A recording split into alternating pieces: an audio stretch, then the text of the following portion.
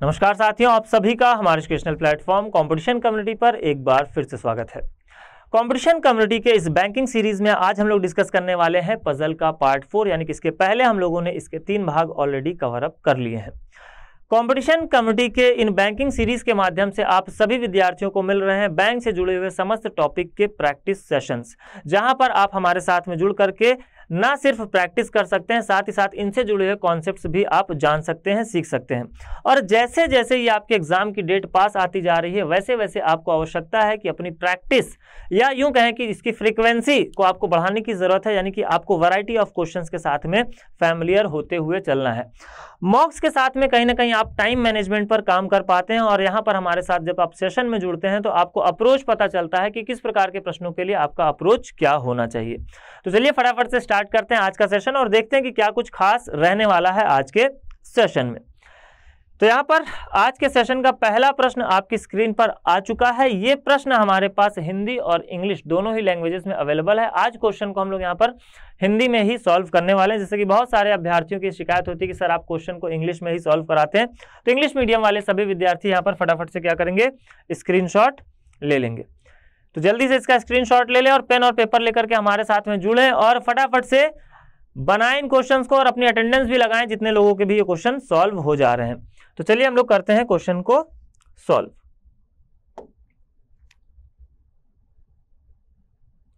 तो आप देख पा रहे हैं यहाँ पर ईयर पर बेस्ड एक क्वेश्चन आपको देखने को मिल रहा है। इस प्रकार के प्रश्न अगर आप मॉक्स देते रहे होंगे या आप एग्जाम में पहले अपीयर हो चुके होंगे तो आपने देखा होगा कि एग्जाम में इस प्रकार के प्रश्न आपको देखने को मिलते हैं। तो इस प्रकार के प्रश्नों को बनाने के लिए हमारा अप्रोच क्या होना चाहिए, सबसे पहले इसके बारे में हम लोग चर्चा करेंगे। चलिए इसको मैं थोड़ा सा छोटा करके लगा देता हूं, जिससे हमारे पास स्पेस हो जाए कि हम क्वेश्चन को बना सकें। अब यहां पर बोला जा रहा है 7 मित्र शिनी, प्रिया, अमन, जतिन, मोना, पिंकी और रोहित का जन्म अलग अलग वर्षों 1989, 92, 95, 97, 2000, 2002 और 2005 में हुआ। सभी व्यक्तियों की आयु की गणना 2021 को आधार वर्ष मानकर की जाएगी, यानी कि बेस ईयर हम यहाँ पर क्या ले रहे हैं, 2021। तो ऐसे प्रश्नों को बनाने के लिए जो आपका सबसे पहला अप्रोच होना चाहिए वो ये होना चाहिए कि जो सबसे छोटा व्यक्ति है यहाँ पर अगर हम बात करें तो वो कब जन्मा होगा, 2005 में। फिर उससे पहले 2002 में जन्मा व्यक्ति, फिर वर्ष 2000 में जन्मा व्यक्ति, फिर 1997, 1995, 1992 और 1989। ठीक है। अब बेस ईयर अगर आपने लिया है वर्ष 2021 को, तो जो 2005 में जन्मा व्यक्ति है उसकी आयु कितनी हो जाएगी, 16 वर्ष। और ये उससे 3 वर्ष पहले है तो इसकी आयु हो जाएगी कितनी, 19 वर्ष। इसकी आयु हो जाएगी 21 वर्ष, इसकी आयु हो जाएगी 24 वर्ष, इसकी आयु हो जाएगी 26 वर्ष, इसकी आयु हो जाएगी 29 वर्ष और इसकी आयु हो जाएगी 32 वर्ष। तो ये हो गई इनकी एज। क्लियर है। अब बात करेंगे दिए गए डेटा की। तो दिया गया है शिनी और प्रिया के बीच उम्र का अंतर मोना और पिंकी के बीच उम्र के अंतर के समान है, यानी कि शिनी और प्रिया के उम्र के बीच का जो अंतर है वही अंतर आपको देखने को मिलेगा मोना और पिंकी के उम्र के बीच। क्लियर है। इस डेटा को हमने नोट डाउन करके लिख लिया। आगे बोला जा रहा है शिनी और पिंकी दोनों ही मोना और प्रिया से छोटी हैं, यानी कि शिनी की अगर हम बात करें और पिंकी की अगर हम बात करें तो दोनों ही मोना और प्रिया के बाद जन्मी होंगी। ठीक है, दोनों ही मोना और प्रिया के बाद जन्मी होंगी। क्लियर है। आगे क्या बोला जा रहा है, आगे बोला जा रहा है शिनी समूह में सबसे छोटी नहीं है, यानी कि शिनी की जो आयु है वो 16 वर्ष नहीं होगी। ठीक है, इतनी बात क्लियर है। फिर बोला जा रहा है शिनी और प्रिया के बीच उम्र का अंतर 10 वर्ष है, यानी कि शिनी और प्रिया की उम्र के बीच का जो अंतर है, ये एक्स की जो वैल्यू है वो क्या है, 10 वर्ष है। तो मोना और पिंकी की भी उम्र के बीच का जो अंतर है वो कितना हो जाएगा, 10 वर्ष हो जाएगा। अब समझिए कि यहाँ पर हमें 10 वर्षों का अंतर कहाँ कहाँ देखने को मिल रहा है। तो अगर ये वैल्यू 16 है तो 26 के बीच 10 का अंतर, ये वैल्यू 19 है तो 29 के बीच 10 का अंतर, और ये वैल्यू 21 है तो 31 मिल नहीं रहा, ये वैल्यू 24 है तो 34 मिल नहीं रहा। मैक्सिमम जो व्यक्ति की एज है वो कितनी है, 32 ईयर्स है। अब शिनी की एज अगर यहाँ पर 16 नहीं हो सकती तो निश्चित रूप से, और शिनी क्या है, प्रिया और मोना से छोटी है, तो निश्चित रूप से शिनी कहाँ होगी, प्रिया के नीचे होगी। तो शिनी की जो एज आप ले सकते हैं वो ले सकते हैं कितनी, 19 वर्ष, यानी कि शिनी का जो जन्म है वो 2002 में हुआ होगा, और प्रिया का जो जन्म है वो कहाँ हुआ होगा, 1992 में हुआ होगा। ठीक है, अब दूसरा हमारे पास जो 10 वर्ष के लिए डिफरेंस बचा वो एक ही बच रहा है, क्या, 16 और 26, यानी कि यहीं पर हम 10 वर्ष का अंतर ले पा रहे हैं। अब पिंकी की अगर हम बात करें तो पिंकी और शिनी दोनों मोना और प्रिया से छोटी थी, तो पिंकी के लिए यहाँ पर एक ही स्पॉट बचता है 2005 में। अगर पिंकी 2005 में है तो निश्चित रूप से मोना कहाँ होगी, 1995 में जन्मी होगी। तो 4 स्पॉट तो हमारे पास फिक्स हो गए इतने दिए गए डेटा के आधार पर। आगे देखते हैं, शिनी और प्रिया की उम्र के बीच का अंतर पिंकी और अमन की उम्र के, अब पिंकी को यहां पर हम फिक्स कर चुके हैं, तो शिनी और प्रिया की उम्र के बीच का अंतर पिंकी और अमन की उम्र के अंतर का 2 गुना है। यानी कि पिंकी और अमन की अगर हम एज के डिफरेंस की बात करें तो यहां पर हमें कितना मिलेगा, 5 वर्ष मिलेगा, x/2 मिलेगा। तो पिंकी अगर 2005 में है तो निश्चित रूप से अमन कहां हो जाएगा, वर्ष 2000 में जन्मा होगा। क्लियर है। आगे की अगर हम बात करें तो देखिए क्या लिखा हुआ है, शिनी का जन्म सम संख्या वाले वर्ष में हुआ था। तो ऑब्वियस सी बात है, शिनी यहां पर एक सम संख्या वाले वर्ष में आपको देखने को मिल रही है, वर्ष में हुआ था, लेकिन वह प्रिया से छोटी है जो जतिन से बड़ा है। प्रिया से छोटी है तो जो किसके लिए आया, प्रिया के लिए आया। तो प्रिया क्या है, जतिन से बड़ी है, प्रिया जतिन से बड़ी है, जतिन रोहित से छोटा है, तो यहां पर हो जाएगा टॉप पर कौन, रोहित। यानी कि हमारा अरेंजमेंट बन करके तैयार है। फटाफट से यहां पर आप देख पा रहे हैं कि पूरी दी गई इंफॉर्मेशन के आधार पर सारे के सारे जो कंडीशन है यहां पर आपके सेटिस्फाई होते हुए दिखाई दे रहे हैं। तो इस प्रकार के जो क्वेश्चन होते हैं, तो सबसे पहले आपने देखा कि हमें क्या करना होता है, एज का जो डिफरेंस है उसको अगर हम यहाँ पर लिख लेते हैं तो क्वेश्चन बना पाना हमारे लिए बेहद ही आसान हो जाता है। आइए अब देखते हैं कि यहाँ पर हमसे प्रश्न क्या क्या पूछे गए हैं। तो पहला प्रश्न देखने को मिल रहा है, निम्नलिखित में से किस व्यक्ति का जन्म 2000 में हुआ। तो 2000 में यहाँ पर आप क्लियरली देख पा रहे हैं कौन जन्मा है, 2000 में यहाँ पर अनन्या नहीं होगा, यहाँ पर होगा अमन। ठीक है, ये बाय मिस्टेक अनन्या लिखा हुआ है, तो यहाँ पर 2000 में कौन जन्मा होगा, अमन। आगे देखते हैं, ठीक है, कौन कौन था यहाँ पर, शिनी, प्रिया, अमन, जतिन, मोना, पिंकी और रोहित। तो यहाँ पर अमन होगा, अनन्या नहीं। ठीक है, आगे बढ़ते हैं। अगले प्रश्न में देखिए, who among the following person was born in 2000। तो आपने देखा कौन, अमन। आगे पूछा गया है पिंकी और अमन के बीच किसका जन्म हुआ था। तो ये रही कौन, पिंकी, और ये है अमन। तो इनके बीच कौन जन्मी है, तो इनके बीच शिनी। ठीक है, इनके बीच शिनी का जन्म हुआ है। आगे देखते हैं, हुज एज विल बी 30 इन 2027। तो 27 में अगर हम 6 घटाएं तो कितना, 21 हो रहा है।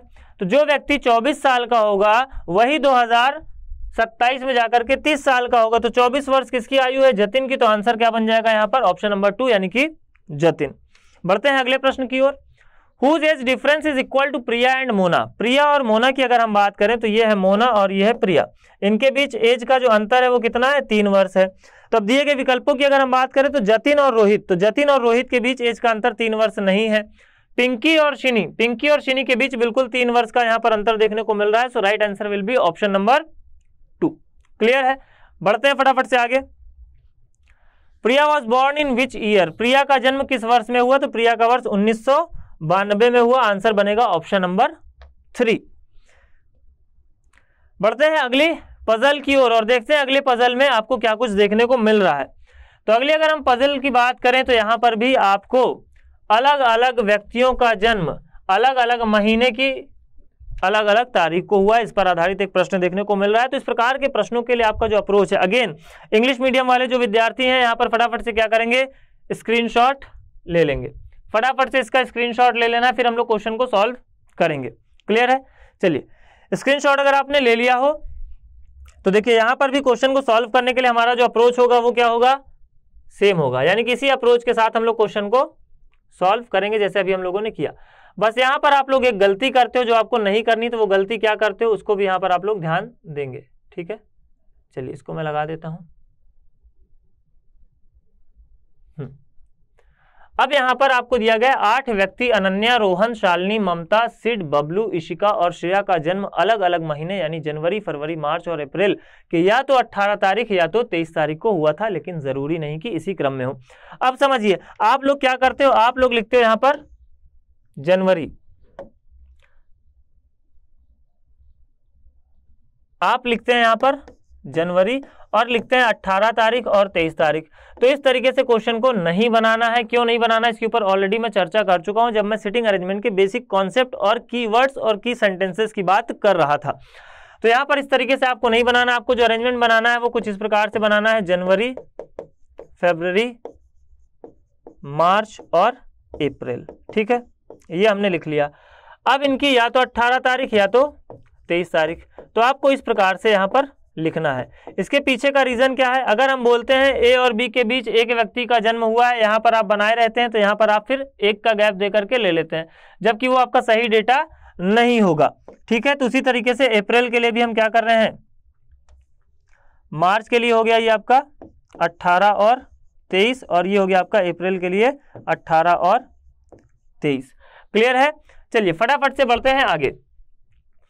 बोला गया है सिड और श्रेया के बीच 4 व्यक्तियों का जन्म हुआ है। सिड और श्रेया के बीच 1 2 3 4 व्यक्तियों का जन्म हुआ है। अब ये ऊपर नीचे भी हो सकते हैं। ठीक है, अनन्या का जन्म शालिनी के बाद हुआ है। तो ये है कौन, अनन्या, और इनका जन्म हुआ है शालिनी के बाद, जो 18 तारीख को पैदा हुई। तो यहां पर शालिनी की जो डेट है वो क्या है, 18th। ठीक है, अच्छा 18 को पैदा नहीं हुई है। ठीक है, नहीं लिखा हुआ है, तो नहीं के साथ थोड़ा सा इश्यू है, शालिनी 18 तारीख को पैदा नहीं हुई थी। ममता का जन्म 31 दिन वाले महीने में हुआ था। ममता जो है वो या तो जनवरी या तो मार्च, ममता या तो यहां होगी या तो ममता यहां होगी। आगे देखते हैं, अनन्या से पहले जितने लोग पैदा हुए उतने ही ममता के बाद। तो यानी कि अनन्या से पहले अगर x लोग हैं तो ममता के बाद भी आपको x लोग देखने को मिलेंगे। आगे देखते हैं, रोहन का जन्म सिड के ठीक बाद हुआ है। रोहन का जो जन्म है वो सिड के ठीक बाद, कौन, रोहन, और बबलू से ठीक पहले। तो बबलू से पहले और रोहन के बाद। श्रेया के बाद इशिका का जन्म हुआ। तो श्रेया के बाद कौन, इशिका। हमने कुछ भी फिक्स नहीं किया, लेकिन हमारे पास इंफॉर्मेशन सारी की सारी यहां पर ऐड ऑन हो चुकी है। अब समझो कि हिट एंड ट्रायल क्या होता है। ठीक, अब हमें पता है कि श्रेया और सिड को हम ऊपर और नीचे लगा सकते हैं, और टोटल पर्सन हमारे पास कितने हैं, 8। इनके बीच है 4 व्यक्ति, यानी कि यहाँ पर अरेंजमेंट जो बन रहा है वो 6 लोगों का बन रहा है। तो अगर हम सिड को नीचे मान लें और इसके ऊपर 1 2 3 4 लोग मान लें, और उसके ऊपर अगर हम मान लें यहाँ पर श्रेया को, ठीक, तो ये 8 लोगों का अरेंजमेंट हमारे पास यहाँ पर देखने को मिल रहा है। यानी कि यहाँ पर पॉसिबिलिटी जो है वो कम बनेगी। लेस पॉसिबिलिटी के साथ में हमें पहले मूव ऑन करना है, पहले जाना है। तो अगर यहाँ पर हम सिड को मान लेते हैं, क्योंकि सिड के बाद हमें 2 बंदे चाहिए, कौन कौन, रोहन और बबलू।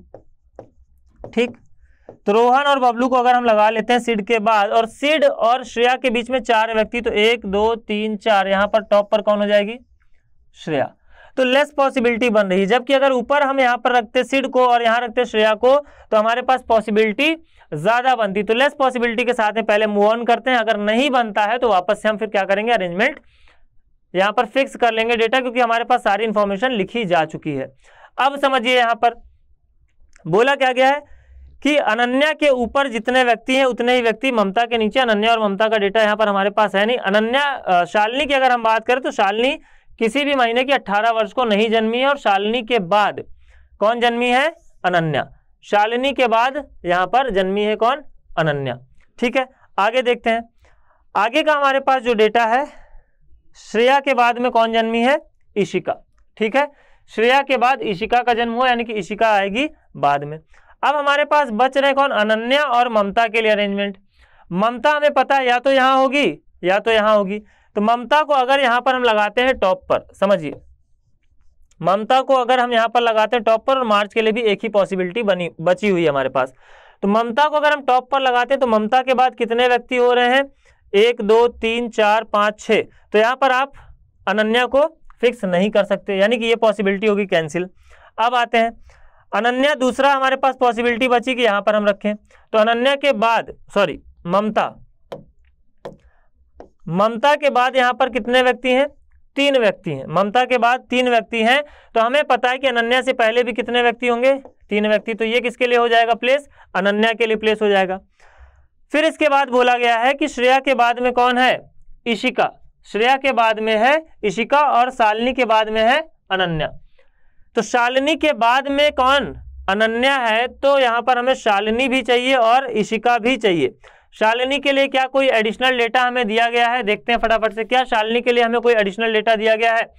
तो ये हमारा स्ट्रक्चर बनकर के तैयार है, ऑलमोस्ट स्ट्रक्चर बनकर के तैयार है। बस हमारे पास बच रहे हैं कितने व्यक्ति, 2 व्यक्ति। कौन कौन बच रहे हैं? एक तो इशिका बच रही है, इशिका यहाँ पर है, श्रेया के बाद इशिका का जन्म हुआ था और यहाँ पर क्या है, रोहन का जन्म, ये तो लिख चुके हैं। अनन्या का जन्म शालिनी के बाद हुआ था, जो 18 तारीख को पैदा नहीं हुई थी। तो अनन्या 18 तारीख को पैदा नहीं हुई और अनन्या का जन्म क्या बोला गया यहाँ पर, अनन्या से पहले जितने लोग पैदा हुए उतने ही ममता के बाद। तो अनन्या से पहले 3 लोग और ममता के बाद 3 लोग, ये भी डेटा हो चुका है। और कोई लाइन छूटी तो नहीं है? अनन्या का जन्म शालिनी के बाद हुआ, जो 18 तारीख को पैदा नहीं हुई थी। शालिनी के बाद, शालिनी 18 तारीख को पैदा नहीं हुई है, यानी कि ये हो जाएगा किसके लिए डेटा, शालिनी के लिए। हम लोगों ने लिखा भी तो था शालिनी 18 के लिए, और हमारे पास बचे भी 2 व्यक्ति थे, शालिनी और इशिका। तो ये हो जाएगी कौन, शालिनी, और ये हो जाएगी कौन, इशिका। यानी कि फाइनल अरेंजमेंट हमारा बन करके तैयार है। तो आप क्या करेंगे, आप लेस पॉसिबिलिटी के साथ जाएंगे, हिट एंड ट्रायल मेथड का यूज करेंगे। क्लियर है? चलिए बात करते हैं फटाफट से पूछे गए प्रश्नों की। तो पूछा जा रहा है 18 फरवरी को किसका जन्म हुआ था? तो 18 फरवरी की अगर हम बात करें तो जन्मी है कौन, इशिका, ऑप्शन नंबर 3। बात करते हैं इसके अगले प्रश्न की। अगला प्रश्न पूछा जा रहा है, रोहन के बाद कितने व्यक्तियों का जन्म हुआ? रोहन के बाद केवल और केवल एक व्यक्ति आपको देखने को मिल रहा है, कौन, Bablu. When was Sid born? Sid का जन्म कब हुआ? Sid March 23 March, option number 5। Next question, how many persons were born between Ananya and Sid? Ananya और सिड के बीच कितने लोग? ये हो गया सिड, ये हो गया अनन्या, तो आंसर होगा यहाँ पर 1। Last question, 4 of the following 5 are alike in a certain way and so form a group, find the one which does not belong to that group। ठीक है, दिया गया है अनन्या। अनन्या की अगर हम बात करें तो अनन्या यहाँ पर जन्मी है 23 तारीख को। शालिनी की अगर हम बात करें तो शालिनी जन्मी है 23 तारीख को। सिड की अगर हम बात करें तो सिड का जन्म हुआ है 23 तारीख को। रोहन की हम बात करें तो रोहन का जन्म हुआ है 18 को, यानी कि यही अलग हो जाएगा। बबलू का जन्म हुआ है 23 तारीख को। तो आंसर बनेगा यहाँ पर आपका ऑप्शन नंबर 4।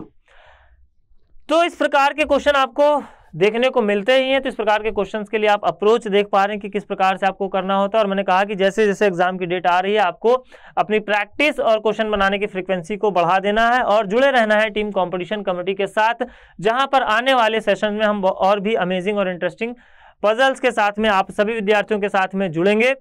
तो बिल्कुल, अगर आपने चैनल को सब्सक्राइब नहीं किया है तो चैनल को सब्सक्राइब करें, वीडियो को ज़्यादा से ज़्यादा शेयर करें, जिससे ज़्यादा से ज़्यादा विद्यार्थी लाभान्वित हो सकें और आप भी ज़्यादा से ज़्यादा क्वेश्चंस की प्रैक्टिस करें और हमारे साथ में डाउट डिस्कस करते हुए चलें। तो मिलते हैं हम लोग नेक्स्ट सेशन में कुछ और अमेजिंग और इंटरेस्टिंग क्वेश्चंस और कॉन्सेप्ट्स के साथ। आज के लिए फिलहाल इतना ही। Thank you. अगर आप चाहते हैं अपने कैरियर को एक नई दिशा देना और सुनहरे भविष्य को साकार करना, तो जुड़िए कंपटीशन कम्युनिटी के साथ। आज ही हमारे वेबसाइट के कैरियर पेज पर विजिट करें अथवा डिस्क्रिप्शन बॉक्स पर दिए गए लिंक पर क्लिक करें। हमेशा आपके साथ टीम कोको।